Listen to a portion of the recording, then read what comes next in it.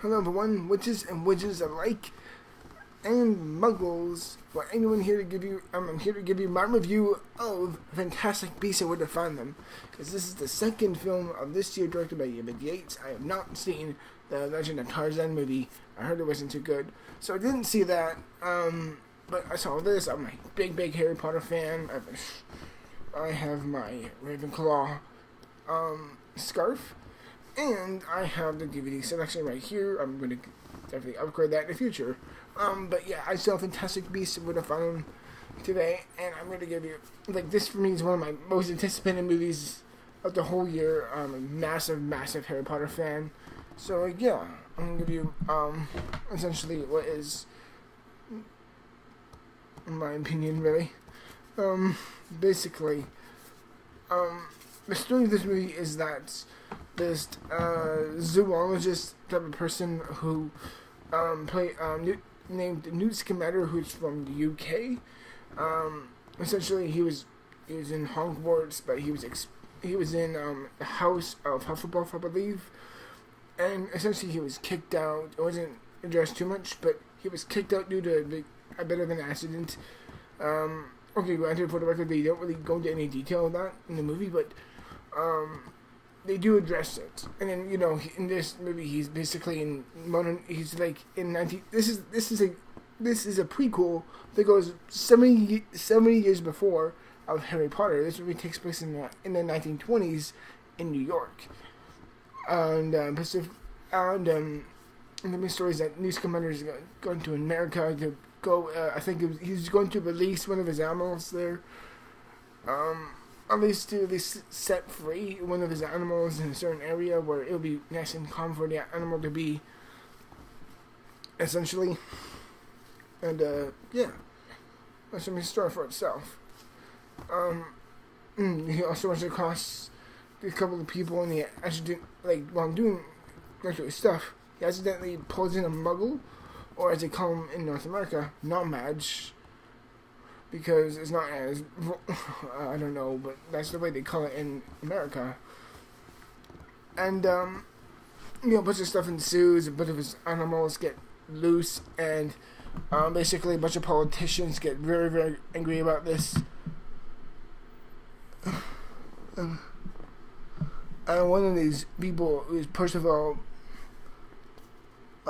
Guna, is played by Colin Farrell. He gets very intrigued and fascinated by this, and he essentially goes along and tries to essentially hunt him. I wouldn't say hunt him down, but it's very much kind of like, he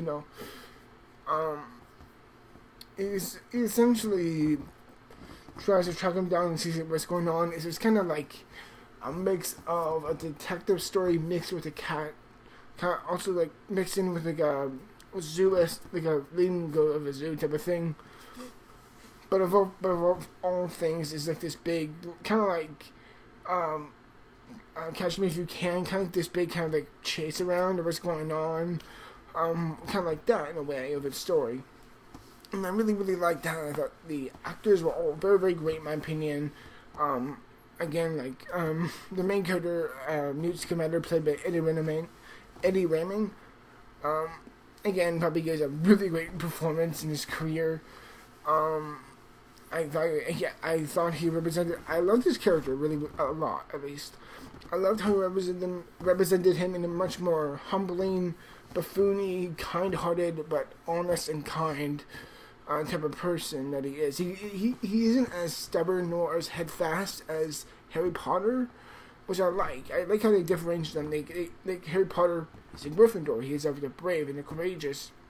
Newt, in this movie, he's a Hufflepuff, which is much more kind-hearted and gentle and very kind, at least, which I loved. I thought that added a great flavor to him, and he was much more humbling and kind and a bit buffoonish, which I thought was a very good type of perspective for a main character in the Harry Potter universe, which I loved. There's also good enough references to Easter eggs and all that type of stuff to the stuff that'll happen in the future, with Grindelwald, which I thought was very good and how that's well done.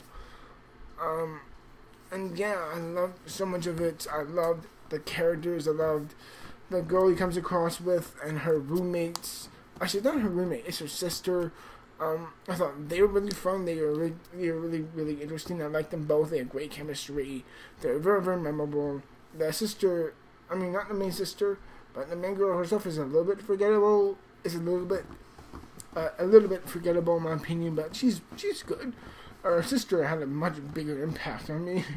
Or at least I remembered her more, at least in my opinion. And the Muggle he brings in, or nomads, like non-magics, played by Dan Fogler, and I thought he was really funny. I thought he added a lot of fun and levity. He very much was kind of like the Ron Weasley of this movie. He's like us in that perspective, like how we would correspond with all that happening, like how Newt was feeling all this magic, and he's like very much like, what the hell is going on? This is so crazy. This is so crazy. This is so out there. This is stuff I can't explain. And it's really fascinating. And yet, also in New York, another thing that's going on that I just remembered is that there's like this people who are like, oh, there's strange stuff happening.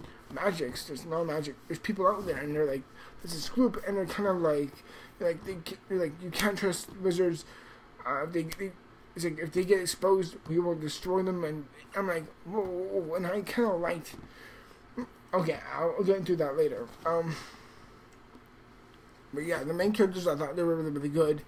The villain played. Oh no, he is the villain played by Colin Farrell.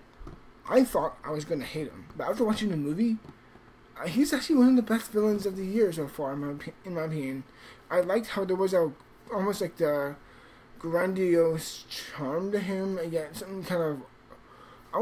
Something about him felt very weird, but I kind of did feel like I could actually like him in a way. He wasn't like, pure evil like Voldemort was, but there's a touch of respect and admiration. Like he would go to this character, his name is Credence, played by Ezra Miller, which I did not know that was Ezra Miller until I just basically checked online. I was seriously surprised. Like he had this he had this weird type of look and haircut to him that reminded me of Paul Dano and There Will Be Blood. Like that type of typical bowl haircut to him. It reminded me of a lot of like Paul Dano in that film at least. But his character I thought was terribly underdeveloped. A lot of the people who were like, expose them of this small little community that was like trying to, I would say expose them, but they're kind of like, you can't trust them, they have no rights, very much anti-wizard, really. Granted, I kind of did question them in the first place, but after a while they kind of did make sense, and I'm like, alright, they have an importance to the narrative story, which I do enjoy for the sake of it. But Ezra Miller's character, I thought it was terribly underdeveloped. I found him so uninteresting. All those characters in that group, I'm like, throw them out. They were so, I wasn't bad, but they really just felt, again, not out of place, but they felt unwarranted. That's a good word. That's the word. Unwarranted. They felt like there should have been more there. There should have been more interesting people there. And another thing, that's nothing with the movie, because it takes another like political view at them of like how, like, it doesn't address how the wizards like exposing themselves, but it addresses the idea of it could be happening, really, and how the Prime Minister, not the Prime Minister, but it's not Canada. Funnily enough, but the I don't sure was it a becoming person in the world, like in the political spectrum. Like a lot of those characters that we got to see in this movie, I thought were extremely boring, and I couldn't give a crap about. And that's one of my negatives about the film, is that I personally felt that the beginning, like the first, I'd say probably, I would say the first 45 minutes were extremely boring, I was saying boring, but they felt like, okay, what are you building up towards? And there's a lot of storytelling that kind of felt like it was meandering. It didn't really have a good focus. I'm like, oh yeah, this is interesting, this is cool, I like this, but the thing is this, it's an interesting moment, but these are characters who I don't care for that much. There's a lot of characters in this movie who I don't care, except on the main four and the villain. Aside from that, every character I couldn't care less about. I really couldn't care less. And there's some things that do happen, and I'm kind of like, it had no real impact on me, to be honest. And I felt like, that's one of my negatives about the film, is that it had a bit of a rocky beginning. Like, granted, it wasn't terrible, but I'm like, okay, what are you building towards, at least? And I'm like, alright. Then it's like, once the first hour point hits, from that point on, it's like really good. And I'm like, yes, this is great, this is fun, I'm really excited for this, where this is going. And from that point on, it was like solid, great material. But it was at the beginning, it was a bit frustrating. And some of the side characters, like I said, are terribly underdeveloped and not that interesting. The political characters, some of the side villain characters are a bit boring. And another problem I have with the film is the effects. There's a good... Okay, here's the thing. It's kind of like Jurassic World, where you're watching it, you're looking at it and you're saying, that looks beautiful, that looks great. But I am painfully aware that it is CGI. It needs to be a little bit more seamless. Or same thing with X-Men Apocalypse. As much as I'm alone with an X-Men Apocalypse and how much I love it, it's like, I admit, there's some pretty bad CG in that film as well, I will admit. So like, there's some moments where it looks absolutely beautiful, and a couple of moments of the CG itself made me like have my jaw dropped. I'm like, wow, this looks gorgeous, especially that big blue snake thing that we got to see at the hour and a half finale points. Not the finale itself, but whatever. That snake, I thought was fantastic. I thought there's a lot of great moments, and that weird small hedgehog thing.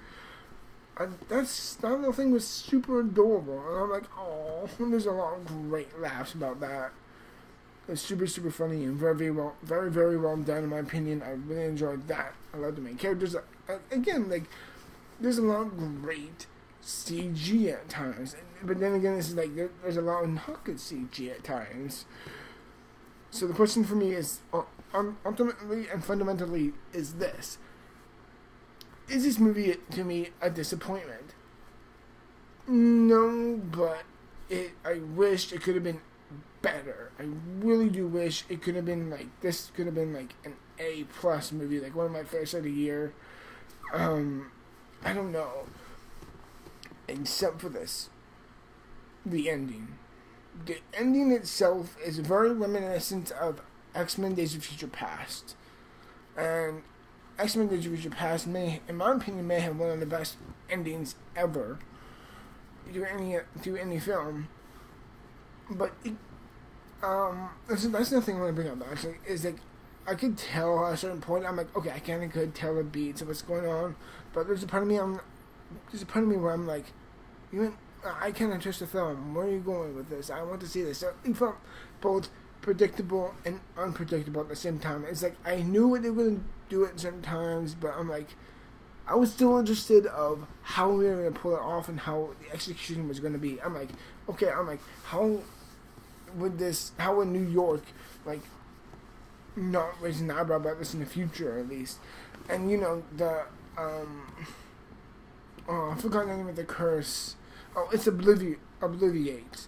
That erases someone's memory. At some point in the film, I'm like, okay, I know they're going to do, like, the Obliviate spell.